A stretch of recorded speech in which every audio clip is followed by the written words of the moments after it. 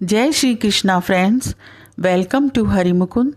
आइए आज श्रीमद् भागवत पुराण के 10वें स्कंद का चौथा अध्याय शुरू करते हैं। इसमें कंस के हाथ से छूटकर योग माया का आकाश में जाकर भविष्यवाणी करना, इसकी कथा बताई गई है।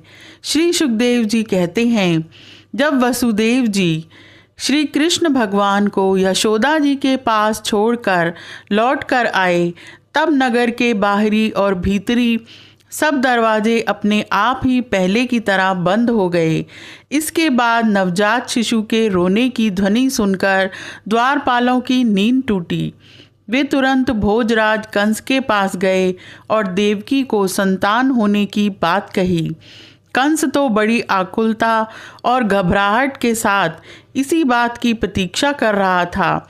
द्वारपालों की बात सुनते ही वह झटपट पलंग से उठ खड़ा हुआ और बड़ी शीघ्रता से कारागृह की ओर झपटा। इस बार तो मेरे काल का ही जन्म हुआ है, यह सोचकर वह विहल हो रहा था। और यही कारण है कि उसे इस बात का भी ध्यान न रहा कि उसके बाल बिखरे हुए हैं। रास्ते में कई जगह वह लड़खड़ाकर गिरते गिरते बचा।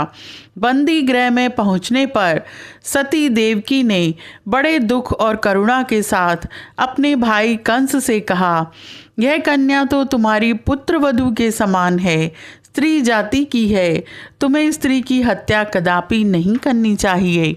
भैया, तुमने दैववश मेरे बहुत से अग्नि के समान तेजस्वी बालक मार डाले। अब केवल यही एक कन्या बची है, इसे तो मुझे दे दो। अवश्य ही मैं तुम्हारी छोटी बहन हूँ, मेरे बहुत से बच्चे मर गए हैं, इसलिए मैं अत्यंत दीन हूँ।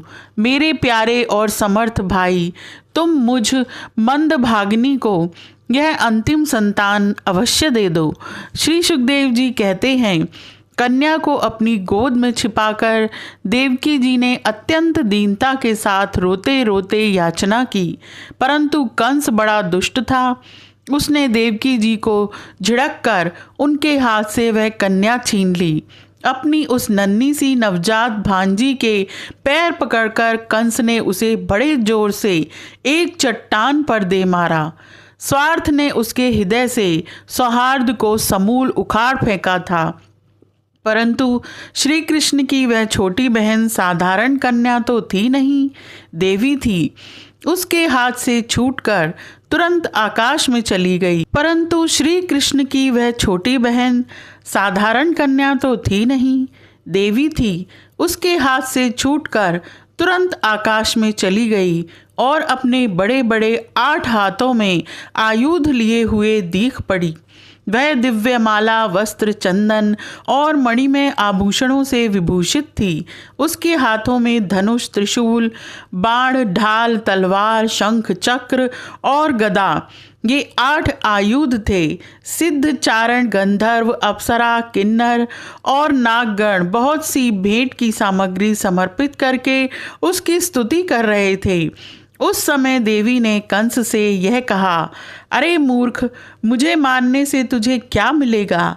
तेरे पूर्व जन्म का शत्रु तुझे मारने के लिए किसी स्थान पर पैदा हो चुका है। अब तू व्यर्थ निर्दोष बालकों की हत्या न किया कर। कंस से इस प्रकार कहकर भगवती योगमाया वहाँ से अंतर्ध्यान हो गईं और पृथ्वी के अनेक स्थानों में विभिन्न नामों से प्रसिद्ध हुईं। देवी की यह बात सुनकर कंस को असीम आश्चर्य हुआ। उसने उसी समय देवकी और वसुदेव को कैद से छोड़ दिया और बड़ी नम्रता से उनसे कहा, मेरी प्यारी बहन और बहनोई जी, मैं बड़ा पापी हूँ। राक्षस जैसे अपने ही बच्चों को मार डालता है, वैसे ही मैंने तुम्हारे बहुत से लड़के मार डाले। इस बात का मुझे बड़ा खेद है। मैं इतना दुष्ट हूँ कि करुणा का तो मुझ में लेश भी नहीं है। मैंने अपने भाई, बंधु और हितैषियों तक का त्याग कर दिया। पता नहीं अब मुझे किस नरक में जाना पड़ेगा।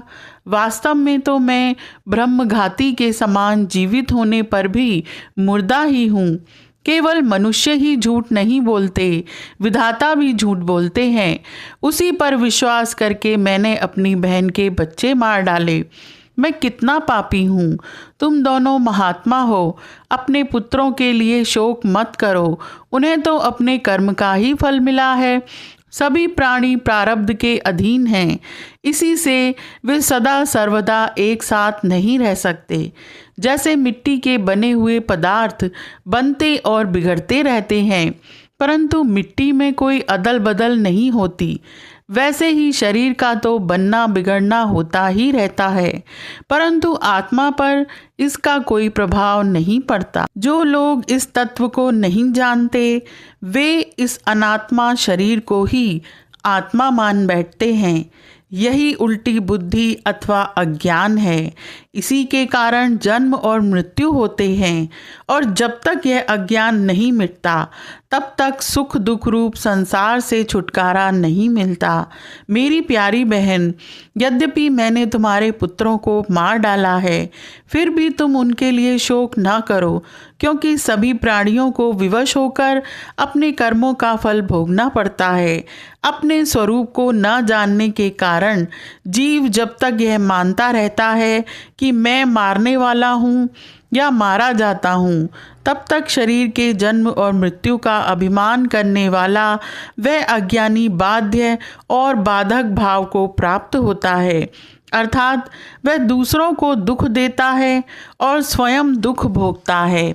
मेरी यह दुष्टता तुम दोनों क्षमा करो, क्योंकि तुम बड़े ही साधु स्वभाव और दीनों के रक्षक हो। ऐसा कहकर कंस ने अपनी बहन देवकी और वसुदेव जी के चरण पकड़ लिए। जब देवकी जी ने देखा कि भाई कंस को पश्चाताप हो रहा है, तब उन्होंने उसे क्षमा कर दिया।